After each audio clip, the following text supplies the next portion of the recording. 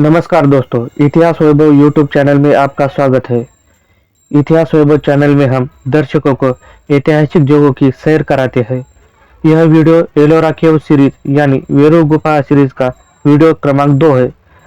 यह गुफाएं ईस्वी सन पूर्व 500 से लेकर ईस्वी सन पूर्व 750 तक बनाई गई।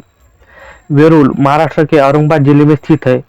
औरंगाबाद से वेरूळ की तरफ जाते वक्त रास्ते में हमें दौलताबाद का किला दिखाई देता है।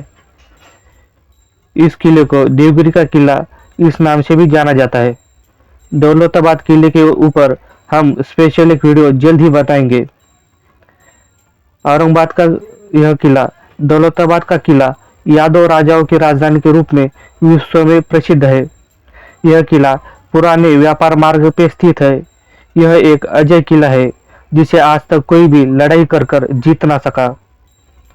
मुगल सम्राट मोहम्मद तुगलक ने एक जमाने में दिल्ली से अपनी राजधानी बदलकर इस दौलताबाद को अपनी राजधानी बनाया था। अब आप चांद मीनार देख रहे हैं। यह मीनार निजामशाही का व्यापक ऐसा स्मारक है। इसे ईस्वी सन 1435 में अलाउद्दीन बहामनी ने बनाया था। यह भारत का सबसे बड़ा दूसरा मीनार है। इससे बड़ा मीनार कुतुब मीनार है जो कि दिल्ली में स्थित है।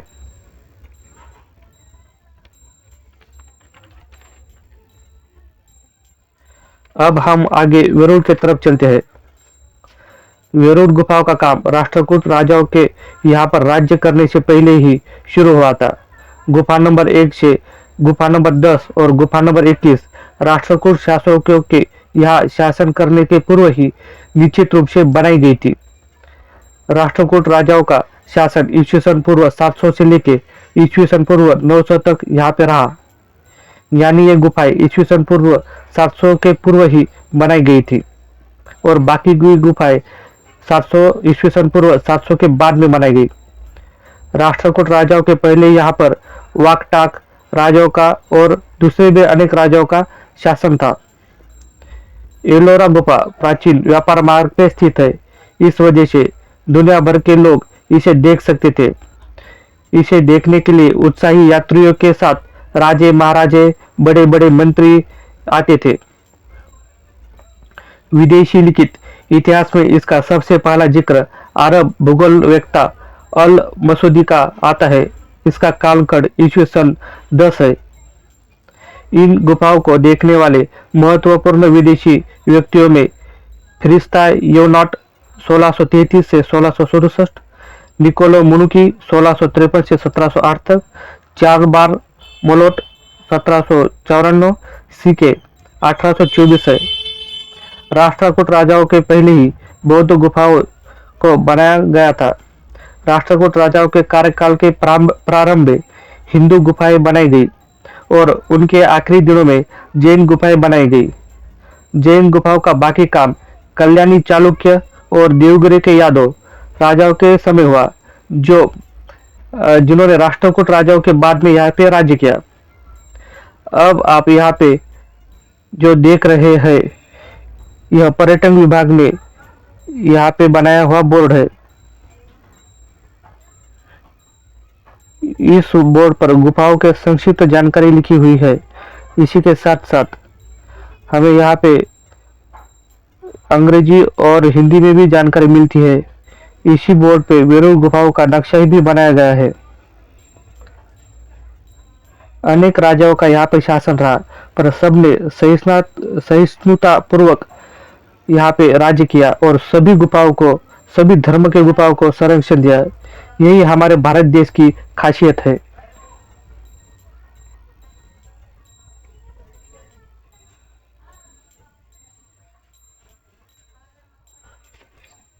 पर्यटन विभाग भी बहुत अच्छा काम कर रहा है।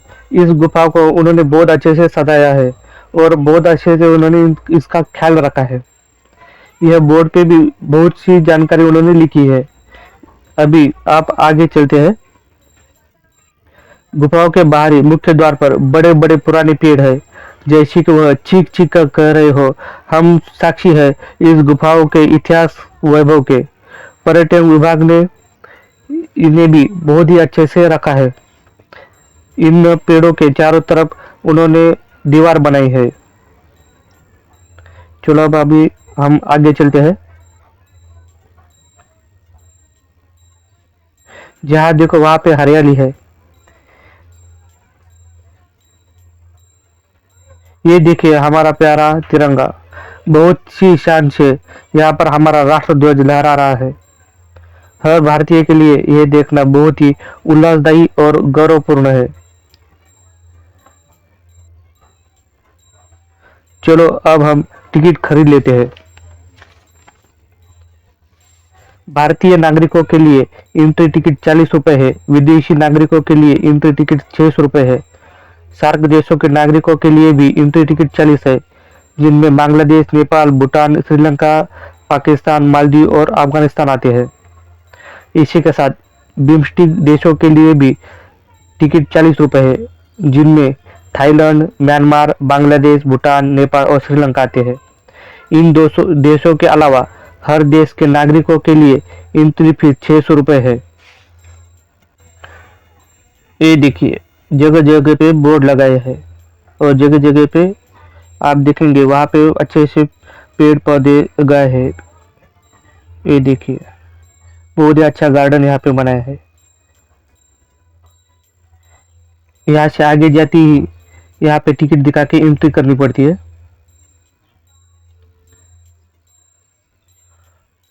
तो चलो जल्दी हम अपना ओरिजिनल वीडियो शुरू करते हैं।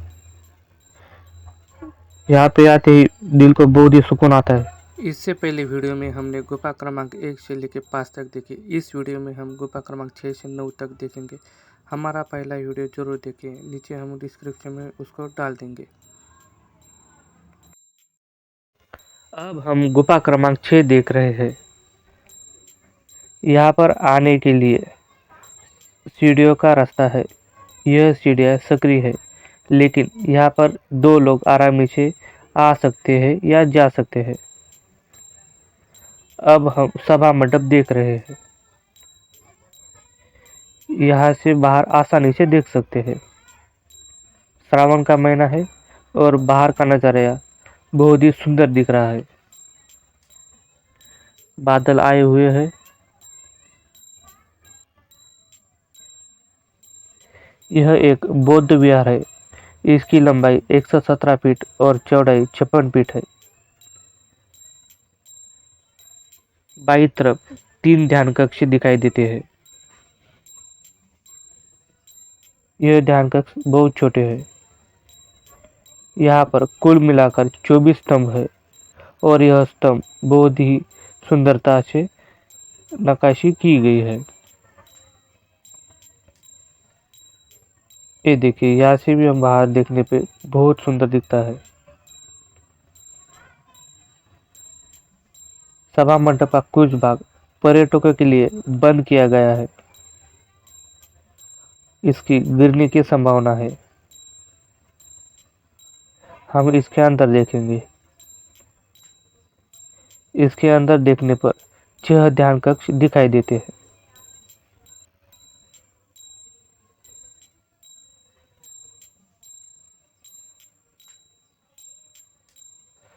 चलो गर्भगृह की ओर चलते हैं।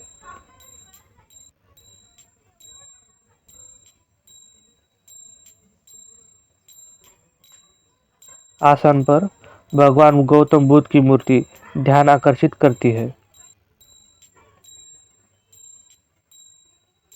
यह बहुत ही सुंदर है। गर्भगृह के द्वार पर सुंदर नक्काशी करी गई है। गर्भगृह के दोनों तरफ बोधिसत्व द्वारपाल बनाए गए हैं। बाकी गुफाओं के विपरीत यहाँ पर द्वारपाल के साथ तारा, अवलोकितेश्वर, मंजू और धन की देवता जामकला दिखती है।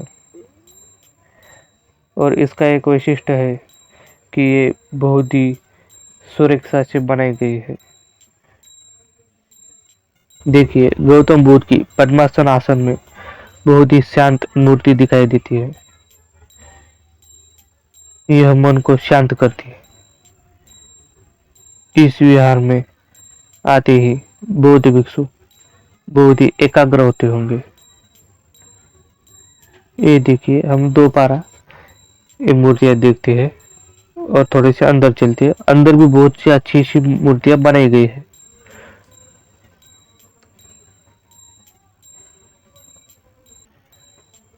ये देखिए कितने अच्छे से ये मूर्ति तराशी गई है।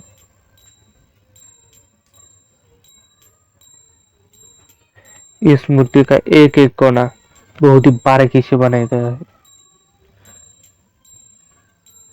इस मूर्ति में पूरी जान डाली है कलाकार ने।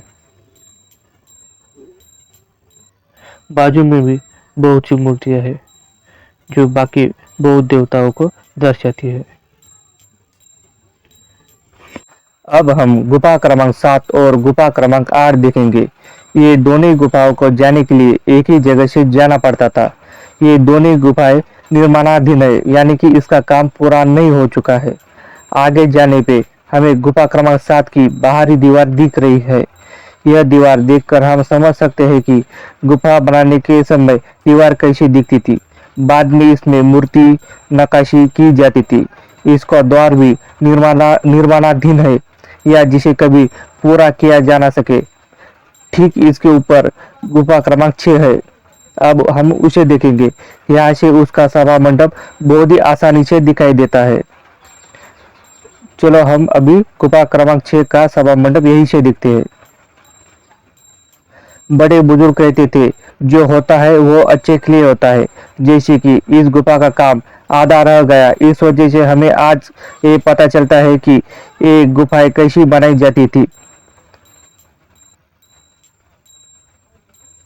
चलो अब हम गुफा क्रमांक 6 और गुफा क्रमांक 7 एक साथ देखते हैं। एक साथ देखने में हमें दोनों गुफाएं का फर्क दिखता है और ये समझ में आता है कि ये गुफाएं कैसी बनाई जाती थी। अब हम गुफा क्रमांक 8 के सामने है। गुफा क्रमांक 7 की तरह ही इस गुफा का काम भी आधे में ही रोका गया था। इनकी जो दीवारें है वो अच्छे से तराशी नहीं गई है। आगे हमें कुछ मूर्तियां दिख रही है। ये मूर्तियां पंचिका हरिति इनकी है। इन्हीं के साथ ही हमें कुछ दूसरे बौद्ध भगवान ही दिख रहे हैं। देख सकते हैं हम कि इनकी जो की बनावट है वो अच्छी है, लेकिन बाजू की जो दीवारें हैं उनकी बनावट अच्छी नहीं है। गुफा के बाजू से ही गुफा क्रमांक 1 से गुफा क्रमांक 7 तक जाने का रास्ता है। यहाँ से सारी गुफाएं देखी जा सकती है। तो आगे हम चलते हैं गुफा के अंदर। अब हम गुफा के अंदर है। गौतम बुद्ध धर्मचक्र मुद्रा में है और उनके साथ दोनों तरफ बोधिसत्व है। बाजू में ही हमें कुछ और मूर्तियां दिखती है। चलो उनको भी देखते हैं। देखिए यहाँ पे दूसरे भी बौद्ध भगवान है जिनकी मूर्तियां भी बहुत ही खूबसूरती से तराशी गई है।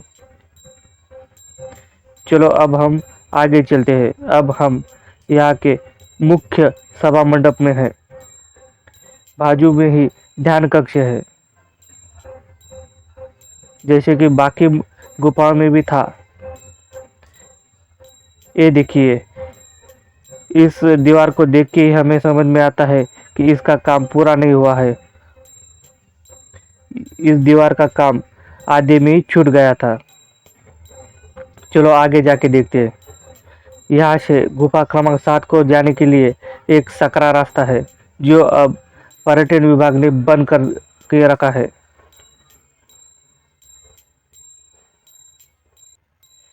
यहाँ पे देखिए, यहाँ का भी काम हमें अधूरा दिखाई देता है। आगे चलते हैं। देखिए इन कक्षों में भी कितना अंधेरा है। एक कक्ष मुख्यत्वे ध्यान साधना के लिए बनाए गए थे। आके देखिए, यहाँ का काम भी अधूरा है और बाजू में जो मूर्तियां है उन्हें हमने अभी देखा था। बहुत से प्रश्न है जिनका उत्तर कभी मिल नहीं सकेगा। क्यों, क्या वजह थी जो कि इन गुफाओं को आधे में ही छोड़ दिया गया था। इन बात अब हम गुफा नंबर 9 की तरफ जा रहे हैं। यह गुफा ऊपरी मंजिल पर बनाई गई है। यह गुफा गुफा क्रमांक 8 के ऊपर बनाई गई है। यहाँ पर जाने के लिए एक छोटा सा रास्ता है जो यहाँ से अभी दिखाई दे रहा है। बाजू में गुफा नंबर 6 है, उसकी एक झलक मैं आपको दिखा देता हूँ। इसे हमने अभी अभी देखा था। यह रास्ता बहुत ही सकरा है। एक वक्त में एक ही आदमी जा या वापस आ सकता है। आगे आते ही हमें बालकनी दिखाई देती है। बालकनी का छत 4 खंभों पे टिका हुआ है। यह जो रोड है, बस एक ही रोड है यहाँ पे आने के लिए। यहाँ से बाहर का नजारा भी बहुत ही खूबसूरत दिखाई देता है। जरा सोचिए, वो भी क्या जमाना रहा होगा जब यहाँ पर पूजा पाठ मंत्रों के बीच यह खूबसूरती दिखाई देती होंगी।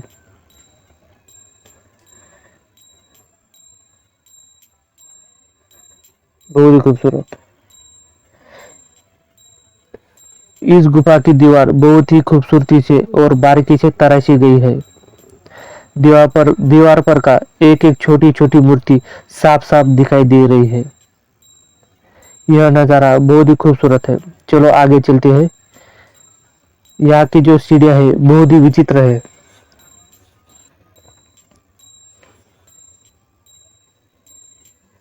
यहाँ पर हमें बाकी चैत्य और विहारों के विपरीत गर्भगृह और मंडप एक ही दिखेगा।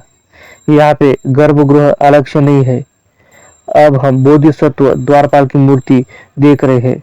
यह भगवान बुद्ध के बगल में ही है।